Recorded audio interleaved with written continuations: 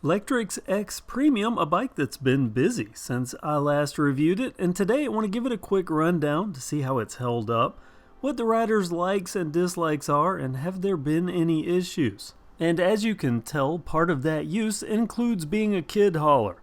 The XPremium well suited for that with its strength and torque, the only Lectric e-bike as of this video that has a torque-based mid-drive, which is still running strong. This brand, up until this bike, was unknown to me, truck run, but this has held up, and it hasn't suffered any overheating issues or shutdowns of any kind. Impressive in southern heat. The bike's dual batteries, they're both doing fine too, still holding a charge, giving about the same range as when I first rode the bike. And who doesn't like the beefy 20x4.0 tires? This is currently the only Lectric that has those. The front suspension, that gets 2 thumbs up as well. For a while now, the XPremium has been changing hands where it gets used as both a casual cruising bike and, of course, a trailer hauler. Not once have I been offered a ride in that thing. Just saying. And it's not just that bike. The XP 2.0, that's been used as a trailer hauler too. We'll come back to the XPs in another video. This is all XPremium, a bike that's built robustly with that torque-driven control and of course mega range thanks to the dual batteries. Let's get right to the likes and dislikes as they've been shared with me by other riders. Main likes of note: the strong rack, the reliable drivetrain, of course the mega range, the comfortable seat, and the suspension. The main complaints: it's bigger and heavier than the XP, at least these are people that have ridden both bikes, and that the torque-based mid-drive, while nice, it does have a learning curve. On a regular XP, you can throttle only whenever you want to, and you could leave it in one gear if you want to, and just use the pedal assist.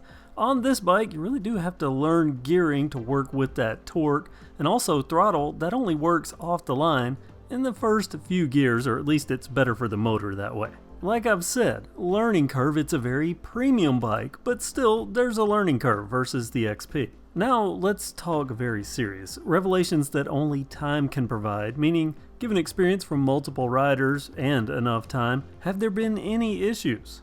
Only 3 things, 2 of which are just a mention, the other critical or more critical.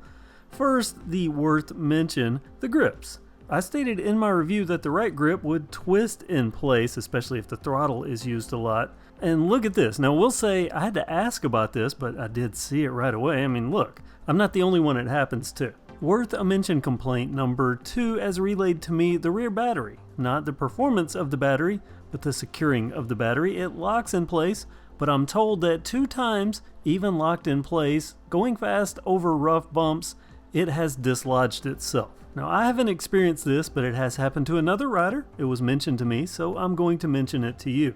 Now I want to talk about something critical, as in an actual problem, a component that quit working and caused the bike to quit working. Now don't get me wrong, the XPremium is still a very nice bike, loaded with features and nice components that are upscale versus many of the other Lectric bikes, even though they're all nice in my opinion. But this computer, you'll see I turned this on here and there's only 185 miles. Well, there are considerably more miles on this bike. The reason that says 185 is because at one point, this computer display, it quit working. Someone was riding the bike and it just quit. It turned itself off, and they tried to turn it back on, but it would not. I contacted Lectric, and Lectric walked me through some troubleshooting steps, including taking the main battery out, then getting into the guts of the bike and swapping primary over to the rear battery. You know, rule stuff out. They even had me check all the wiring and connections on the motor. The end result, it ended up being a bad display. They sent a replacement, I plugged it right up, it fixed the problem, but it did reset the odometer. And it has worked perfectly since. No one has even drugged this on anything, which would have been my bet for a complaint. And that's it. No mentions of any other problems or other complaints or even any adjustments needed outside of normal bike stuff like adjusting a shifter cable over time or something like that. Regular bike life, just with a torque-based mid-drive, dual batteries, a folding frame, and Lectric's XPremium components. The XPremium has endured, and it was a bold jump for a company that at that time was solely focused on the sub $1,000 price point.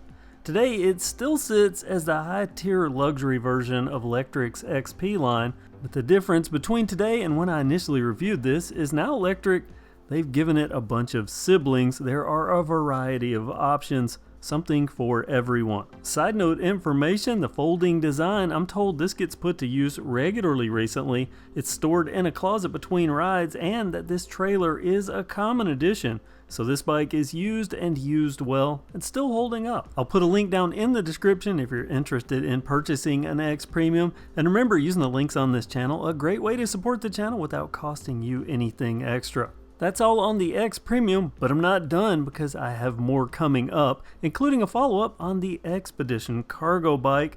I have loads of accessories for this. I can't wait to dig into the boxes. And I also have Lectric's new trike, so stay tuned and make sure you're subscribed so you don't miss anything. Give this video a thumbs up if you liked it.